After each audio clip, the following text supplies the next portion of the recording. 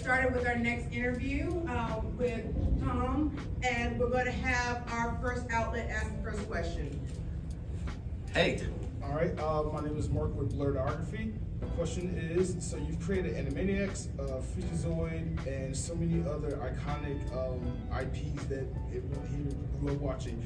How did you come up with those iconic IPs? Was it just a stroke of luck? There's always some luck involved. I started at Hanna-Barbera, and I made a pup named Scooby-Doo, and Mr. Spielberg saw that and liked it, and there's cheering behind me, and he said, let's make this Tiny Toons show. So he hired me to make Tiny Toons at Warner Brothers, and it's from that the whole stream of shows blossomed, because we had pretty good budget. Warner Brothers had made a lot of money from Batman, so they could sponsor our kind of expensive shows because we had an orchestra. We had really great animation. We had a lot of great voice artists and directors. So we made these pretty expensive shows of Tiny Toons, and those shows were the ones that made Spielberg sort of have a lot of trust in us. And then he said, what do you want to do next, Tom? And that's when Animaniacs came along. And so at that point, we really sort of got the keys to the kingdom, and we were allowed to just really make crazy, funny cartoons the way we wanted to, with no one sort of breathing down our necks. So I think that's the joy of the experience, because we really had a lot of fun making them. And I think that's why they lasted so long, because we didn't have a lot of people saying no. Yes, sir. How you doing, sir? JB versus the world. Hey. My question for you is, with all the pantheon of characters you've ever created, what has been your favorite and most rewarding part of the creative process in keeping that thing going? Because you have made so many, and they're so diverse. Oh, thanks. Yeah, I think Animaniacs is probably creatively the most appealing to me, the most satisfying, because we literally were allowed to just tell stories that we felt were worth telling, that were funny. We had a really great group of very funny writers, and honestly, the network wasn't getting in our way, the bosses at Warner Brothers weren't getting in our way. We were really just free to pursue our creative visions.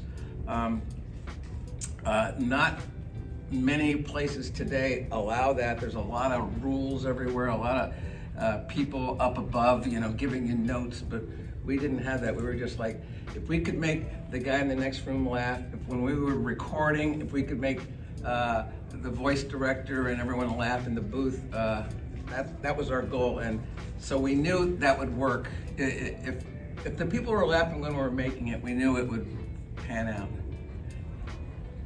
Yes. Hi, Joshua Morales from Jammore here, and my question for you is about the importance of voice actors. Yes. With the tons of shows you've worked on, you've worked with some of the best entertainers in the industry to date. So my question to you is, how important is it to find the right voice and find the right actor to bring these incredible characters that you've helped bring to life to life?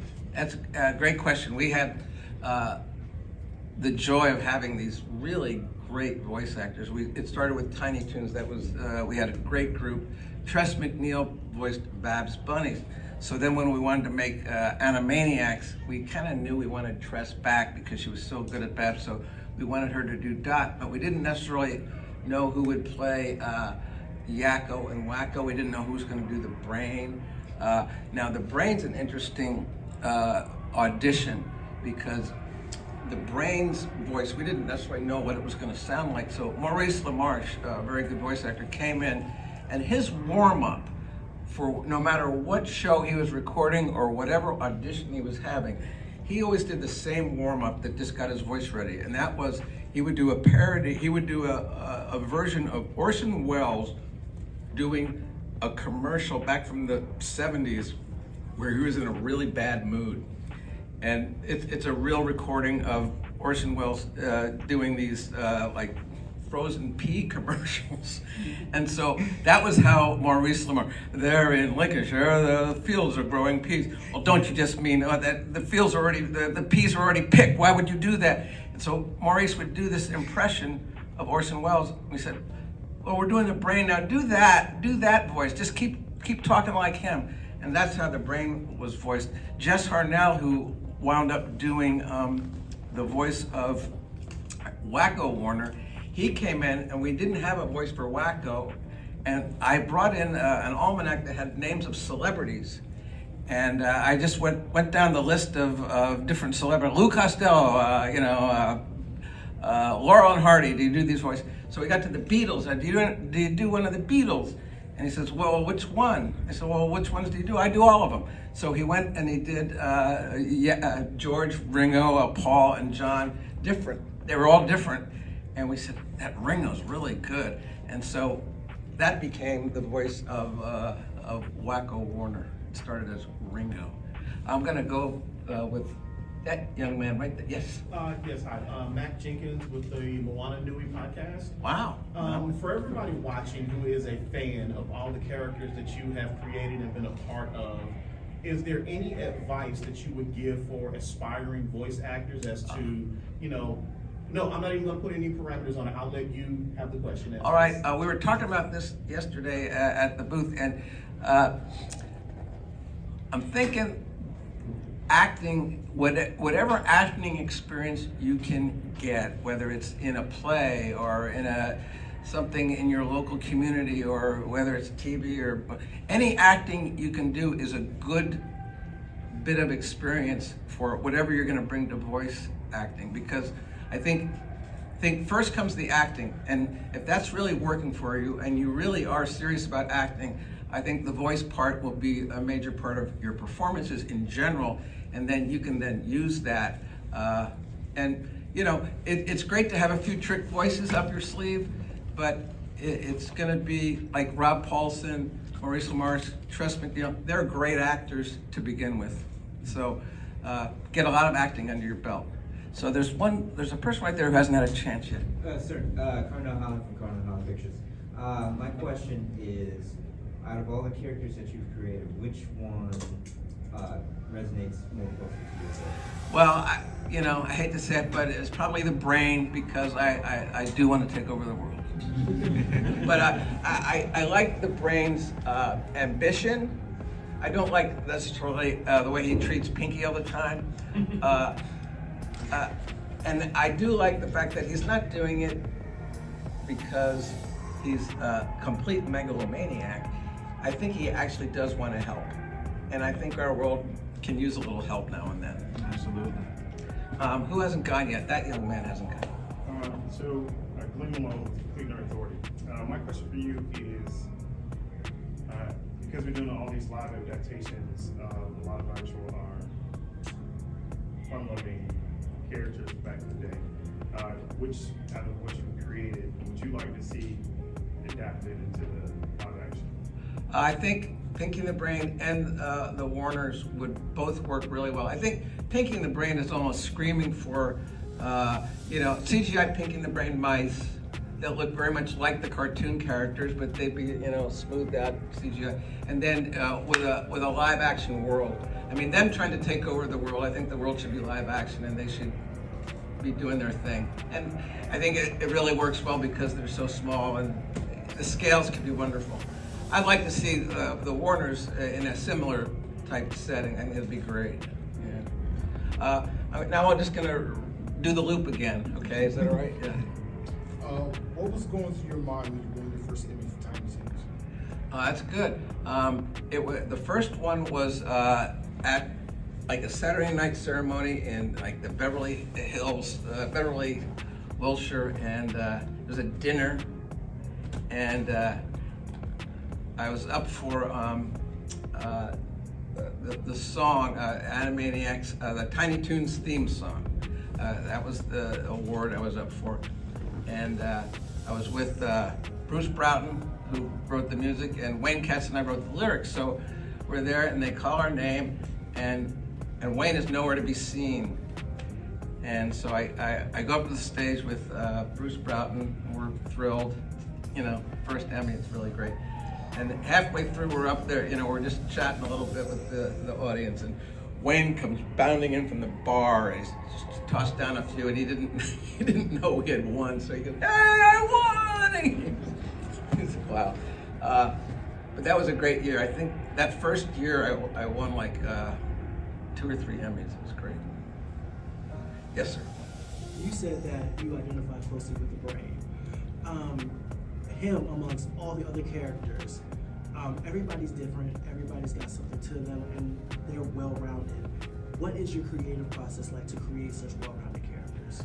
Oh, that's probably a bigger question than I can come up with the answer at this exact moment. But I'll just say that Pinky and the Brain were based on, because when you're in a creative job, you sort of take from anything in your life that was meaningful and works for you, because you know you're trying to make these shows, but there's a certain time element, you got to get it done. So anyway, Pinky and the Brain were based on 2 of my colleagues at Warner's, Tom Minton and Eddie Fitzgerald. And Tom was a low talker, and he talked like this very quietly. And Eddie was a close pal of him, and he was loud and boisterous. And the 2 of them would get together, and Tom would be saying something really funny, and Eddie would go, "No, narf!" He literally said the word narf. So for Pinky and the Brain, it wasn't like it was a tremendous amount of work for me. I just said, okay, those 2 guys are trying to take over the world. What are we going to do with them? So there's a little bit of the creative process. You steal from anything you can get.